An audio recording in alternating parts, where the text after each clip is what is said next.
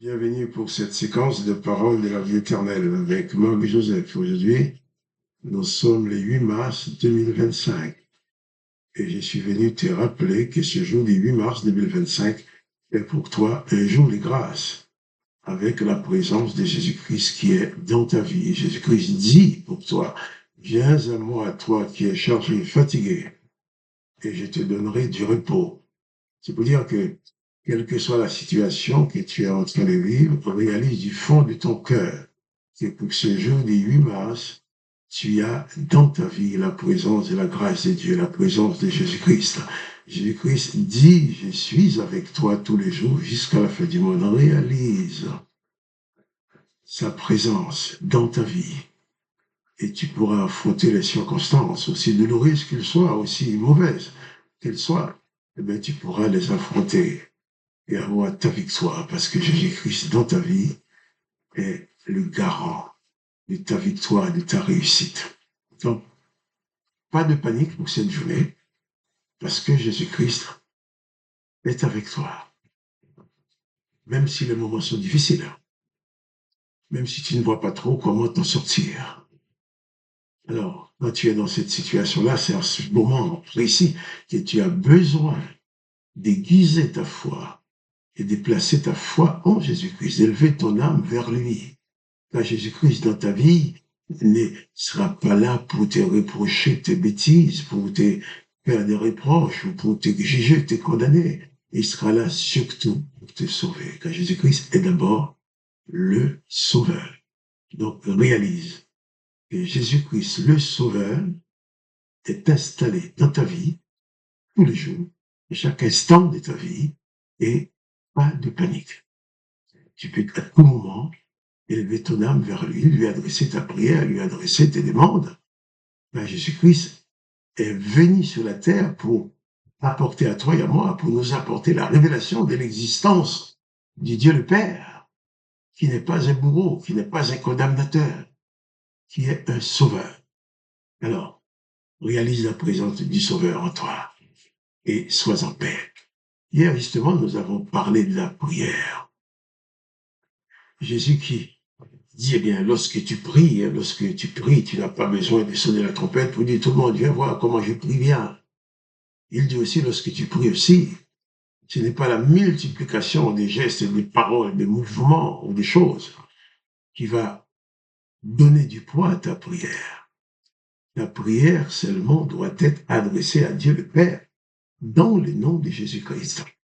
Et Jésus-Christ va dire aussi, même dans le verset 8 du chapitre 6 de Matthieu, Jésus-Christ dit, et même verset 7, en priant, ne multipliez pas de vaines paroles comme les païens qui s'imaginent qu'à force de paroles, ils seront exaucés. Ne leur ressemblez pas, car votre Père sait de quoi vous avez besoin avant que vous le lui demandiez. Le Père connaît ta situation. Jésus-Christ est dans ta vie. Et peut-être ta femme, ton mari, tes enfants ou tes amis, ceux qui sont avec toi, qui mangent, qui boivent avec toi, qui vivent avec toi, ne peuvent pas savoir ce qui se passe dans ton cœur. Ils ne peuvent pas savoir ce que tu ressens au-dedans de toi. Ils vont essayer de comprendre, je dis bien essayer de comprendre ce que tu peux leur dire. Mais Jésus-Christ, lui, te connaît parfaitement. Nous avons lu récemment l'histoire de Nathanaël.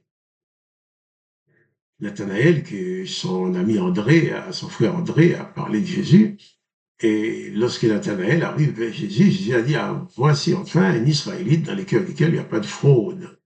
Nathanaël va dire à Jésus, mais où est-ce que tu me connais pour parler comme ça de moi? Jésus va dire, lorsque tu étais sous le figuier, avant même qu'André vienne te parler, je t'ai vu. Vous dire que, quoi qu'il puisse arriver dans ta vie, Dieu le sait, il le voit. Et ce n'est pas parce que tu vas faire de très longs discours pour expliquer à Dieu les événements, les tenants, les aboutissants des choses. Et Dieu les connaît encore mieux que toi. Jésus-Christ dit, ne ressemblez pas à ceux-là qui s'imaginent à force des gestes, des paroles ou autre chose. Leurs prières vont être exaucées. Jésus dit, ne les ressemblez pas. Pourquoi? Parce que votre Père céleste sait de quoi vous avez besoin avant même que vous les lui demandiez. Donc, voilà. Et si Dieu sait déjà ce qu'il connaît mes besoins, ma prière sert effectivement à mettre ma foi en mouvement pour recevoir ce que Dieu me donne. Ma prière sert à me permettre de garder ma relation avec Dieu, de prendre conscience que c'est lui qui, en réponse à ma prière, me donne le secours. Mais la prière que je fais n'est pas une révélation pour Dieu, puisqu'il sait de quoi j'ai besoin. Il connaît mes besoins. Et Jésus va continuer sur la prière en disant, Matthieu 6, verset 9, « Voici comment vous devez prier. » Et là, Jésus va enseigner cette prière qui est d'une simplicité, mais qui contient tout. Voici comment vous devez prier. Notre Père qui es aux cieux, que ton nom soit sanctifié, que ton règne vienne, que ta volonté soit faite sur la terre comme au ciel. Notre Père qui es aux cieux. Et Jésus qui parlait l'hébreu, il disait aux gens, il disait plutôt, Abinu, Sheba Shamaïm, notre Père qui es aux cieux, que ton nom soit sanctifié. Reconnaître déjà que Dieu le Père est aux cieux. Il est au-dessus de toutes choses. Il domine toutes les choses. Et il dit aussi que ton nom soit, que ton règne vienne, que ta volonté soit faite sur la terre comme au ciel. Dans ma prière, je dois savoir déjà à qui j'adresse ma prière. Jésus-Christ n'a pas dit de commencer sa prière comme faisait Salomon ou David. Salomon, quand il disait l'Éternel Dieu grand et redoutable. Non, Jésus ne nous demande pas d'adresser nos prières à un Dieu grand et redoutable, mais à un Dieu qui est notre Père, le Papa, notre Père qui est aux cieux. Que ton nom soit sanctifié. Ton nom soit sanctifié, qui veut dire que il n'y a pas comme toi. Ton nom est consacré. Ton nom n'a pas de pareil. Ton nom sort du lot de tous les noms qui puissent exister. Que ton nom soit sanctifié, que ton nom soit mis à part. Il n'y a pas de nom comme le tien. Il dit aussi, mais que ton règne vienne. Quand je prie, je reconnais que Dieu, le Père, c'est mon Père. Je reconnais que son nom n'a pas de pareil, il n'y a pas pareil que lui. Alors j'appelle son règne, que ton règne vienne. Prier, c'est aussi accepter le règne du Dieu le Père dans ta vie. Le règne de Jésus-Christ, le Fils du Père dans ta vie. Que ton nom soit sanctifié, que ton nom soit mis à part. Que ton règne vienne.